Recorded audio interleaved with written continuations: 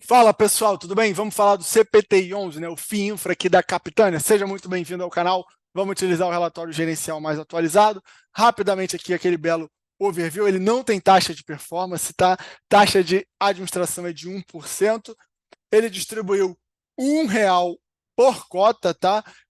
Fundo que na data de fechamento desse relatório estava negociando até com ágio, né? A gente vê aqui de 180 do valor de mercado para 97,84 o patrimonial.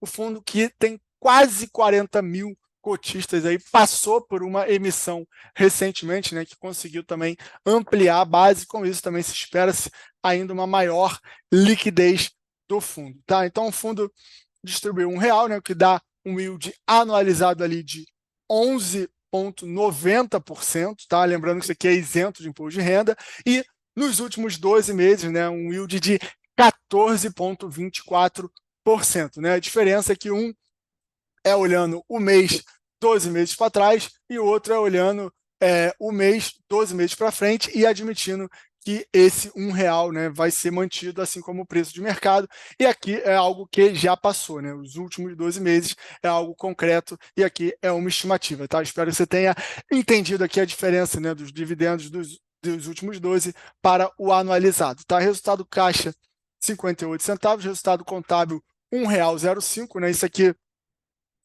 o caixa vai impactar de acordo com o recebimento, né, das debêntures e os títulos outros, né, que o fundo possuir, né? Lembrando que não necessariamente todos os ativos do fundo vão pagar mensalmente, normal é até que não pague, né? O gestor vai fazer esse controle do fluxo ali para geralmente, né, linearizar ali a distribuição de rendimentos, porque, né, vocês, investidores, não gostam dessa oscilação dos resultados, e o contábil ele oscila também porque tem marcação de mercado dos títulos, tá? Vamos passar com mais detalhe aqui alguma movimentação aqui do gestor, né? Que foi o principal aqui ponto, eu diria, é a conclusão ali da sexta emissão de cotas do fundo, né? Foram adicionados aí 15 mil investidores, né? Aderiram à sexta emissão. Inclusive eu tenho ele na minha carteira, também aderi a essa emissão, né, levantou 608 milhões, né, o patrimônio foi para 1,3 bilhão de reais, né, vamos precisar ver também como o gestor vai alocar esse recurso. A gente sabe que o setor, né, de infraestrutura, depois teve aquelas movimentações ali, aquelas restrições em outros ativos de crédito isento, né, como LCI, LCAs, CRIs, CRAs, meio que, né, deixou o mercado de debênture incentivada meio lotado. Com isso, né, o spread diminuiu, então o gestor vai precisar, né, ser muito diligente ali, muito habilidoso para poder alocar isso da melhor forma possível, tá certo? Então, ele adquiriu, né, já alocou aqui, a gente vai provavelmente ver as próximas posições no próximo relatório, e uma taxa média de IPCA mais 9,42, um spread interessante, até maior, né, do que a carteira, e ele encerrou o mês ali com a carteira 100% alocada, tá certo? Então, aqui a tabela de sensibilidade, né, que é mais ou menos uma estimativa de quanto você estaria sendo remunerado, né?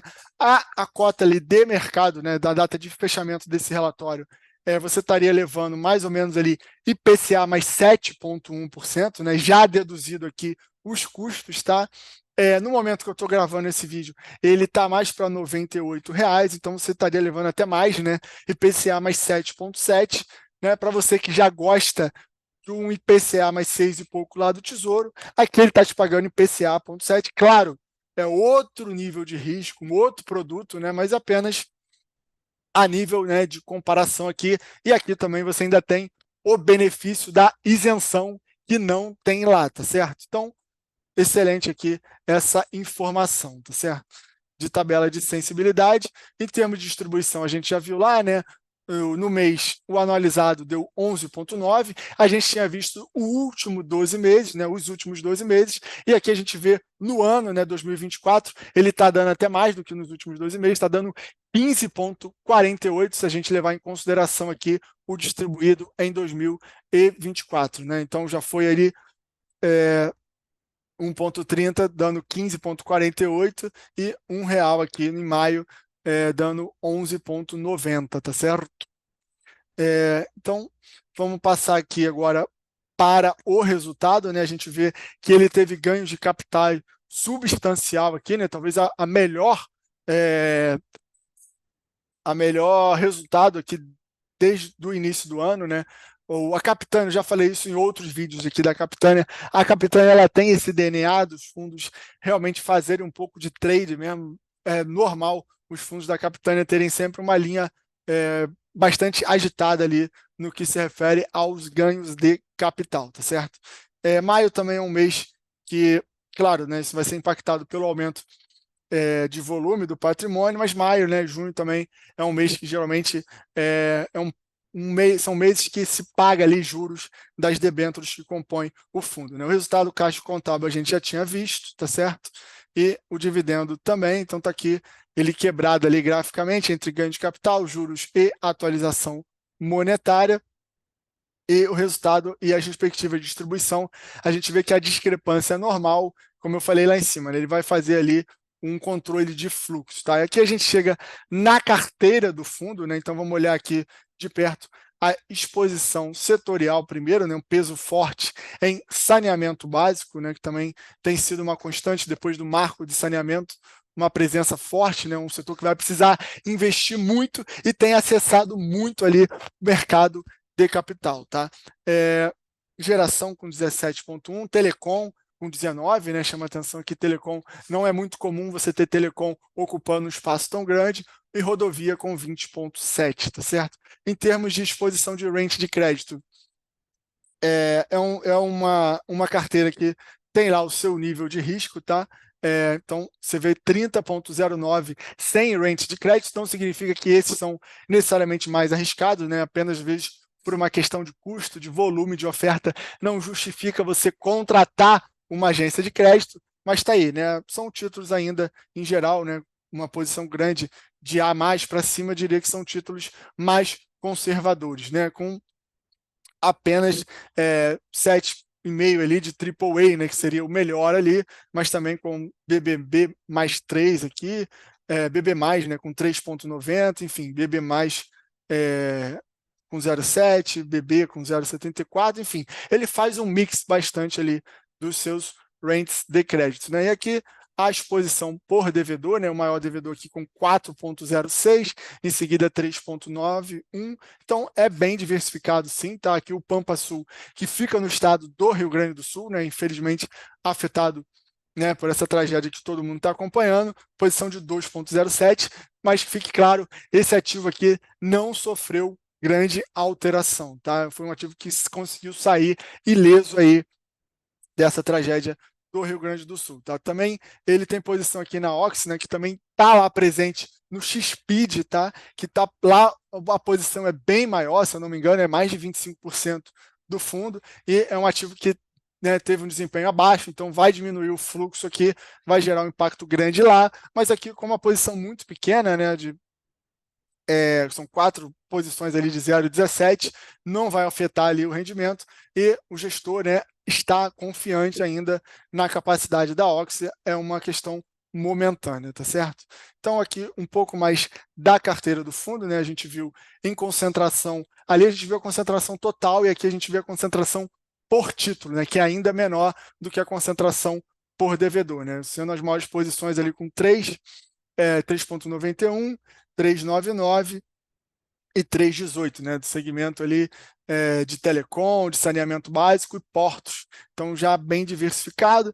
E aqui está a taxa, enfim, o indexador. Ele, né, ainda tem isso, né, ele como característica, em geral, a grande maioria é indexado ao IPCA. Aqui ele faz um mix, né, entre IPCA e CDI. Então, você tem uma diversificação de setorial, você tem uma diversificação individual de cada posição e você tem uma diversificação também por rating de crédito, tá? Então ele é realmente bem diversificado, né? Com o aumento ali de patrimônio, a tendência é que essa diversificação até aumente, né? Eu diria que hoje ele é quase pulverizado, né? Ele até já passou ali que a gente pode chamar de diversificação, tá certo? Então, em termos de rentabilidade, né? Se a gente considerar ali o total, né, dos ativos, que no total, né, além da valorização de mercado, o rendimento distribuído, ele consegue superar o CDI, o IMAB e o índice ali de infra IPCA do mercado. Tá? E aqui ele vai dizer